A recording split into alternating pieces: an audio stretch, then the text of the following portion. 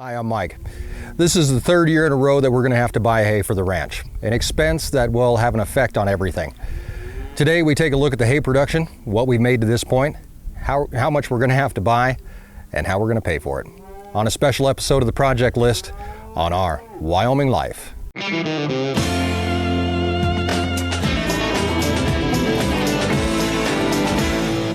Welcome back to our Wyoming Life.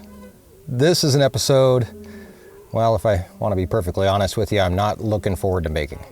It's a tough one, and I'll see if I can explain why. Every rancher that I've ever known up until this point has been a very private person, or at least in this area. They don't share how many acres they have, or how many cows, or even sometimes what kind of grass they have planted in their pastures. I've always thought that that was some sort of arrogance that brought that on. Now I realize it's a defense mechanism. Bear with me here.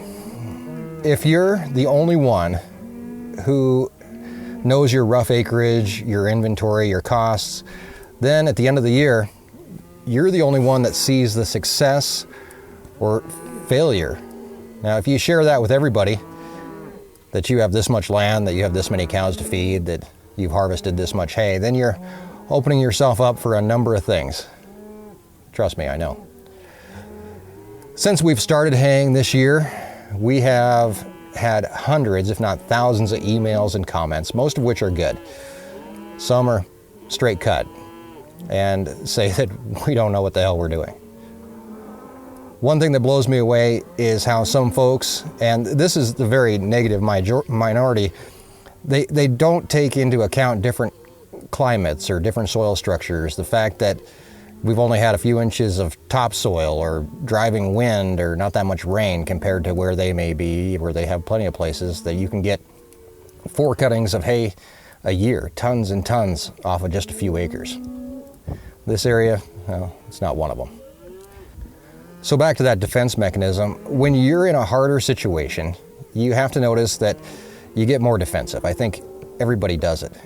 It's kind of that backed up against the wall mentality. No one wants to feel like things are slipping away from them, almost out of their control. You want to have answers on how to fix this problem, and sometimes that fix is beyond your control too. Maybe it costs too much, or you have other options that you must deal with, at the same time, or you've been piled on that pressure and you put that pressure on yourself and you have 36,372 people that you don't want to let down either. But hey, here we go again. Opening ourselves up, you'd think I'd learn. But you guys are in this with us in a weird kind of way too, so welcome along for the ride.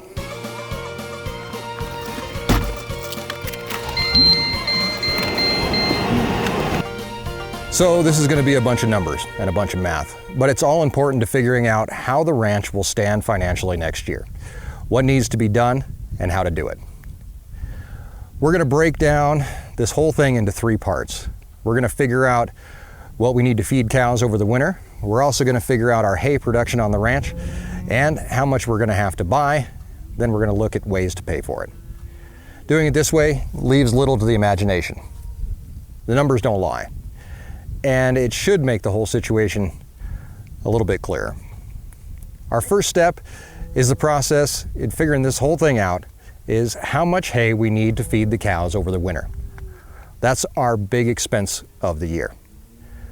When it comes down to feeding cows, or any other livestock for that matter, we use the AUM, or Animal Unit Month measurements. An AUM is the amount of feed required to sustain a 1,000 pound cow for 1 month. It's figured at roughly 2.5% of their body weight per day. So a single 1,000 pound cow will consume 800 pounds of forage or hay per month. Our cows are a bit heavier than that, so we figure 1,200 pounds or 900 pounds per month for the feed. That number is multiplied by the number of cows that we'll be feeding. So 135,000 pounds of hay per month or 68 tons. We take that times the 6 months of feeding in the winter, a good estimate, although we never know what winter will bring, but it gives us a good place to start. We need 408 tons of hay. That's just to feed the cows. Throw the bulls in there with 5 of them big guys, eating about 50 pounds a day apiece, and we add on another 23 tons. We're now nearing that 450 ton mark. 450 tons of hay is what's required to sustain 150 cows plus the 5 bulls for the entire winter. We also have a few heifers to feed and the horses, so that takes us up to about 500. That gives us a buffer for a rough winter. So now let's turn to production for this year. We have harvested about half of the hay that we're going to harvest this year from the ranch. Hay production is light. Normal production for this area is about 1 ton per acre. This year, we're going to be lucky to get half a ton per acre.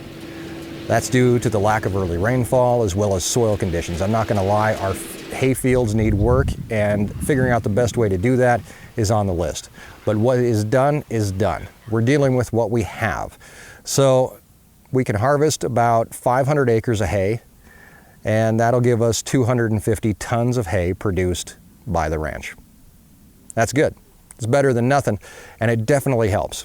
Like I said earlier, this is our 3rd year in a row buying hay. 3 years ago, we bought all the hay the ranch needed.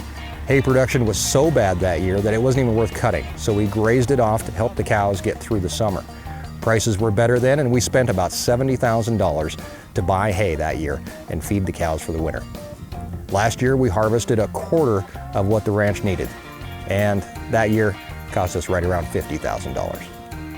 This year, we're still going to be lacking 250 tons of hay, and I've already been trying to figure out and price out and line up hay for this winter.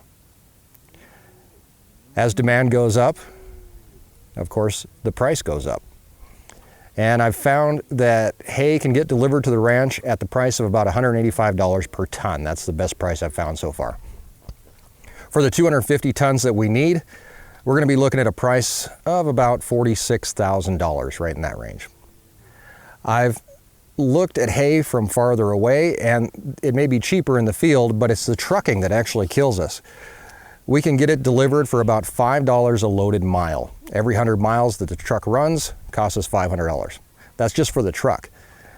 The hay that costs $185 delivered is grown about 200 miles away, so we're paying about $1,000 per truckload just for the delivery.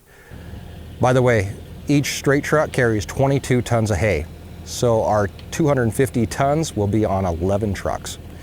So if I can find cheaper hay farther away, there is a point that it becomes more for trucking than hay. I found hay 800 miles away that I can get for $100 a ton. The truck can still only carry 22 tons, so that's $2,200 just for the hay, and then add on the trucking, and now I'm paying $281 per ton of hay.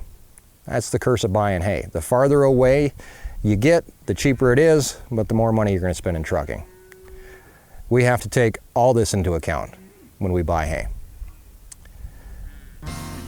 All right, now let's look at the hay that we do have on the ranch this year, 250 tons. Let's say we didn't buy any hay. We just fed as many cows as we can with what we have. Just cows and bulls, 250 tons of hay will feed about 80 cows and 4 bulls. We'd sell around 70 cows, or half the herd, to do this. This, of course, would affect the next year on the ranch, as the income from those cows will be half as much. But we would have the money from the sale of the cows that we sold to make it through the winter. Is it better to have the cows or the money in the bank? I can tell you that you can't spend a cow, but you can spend the money in the bank. It will get spent one way or the other. That seems to be how it works anyway.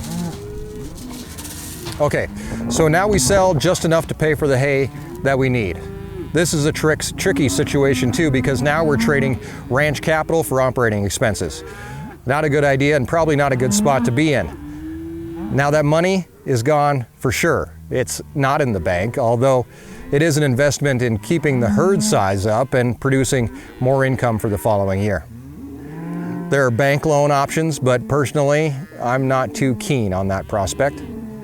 But there's one other option, and oddly enough, it's thanks to you. Everybody who's watched our videos over the last 18 months and watched a commercial or ad before it has been helping us out.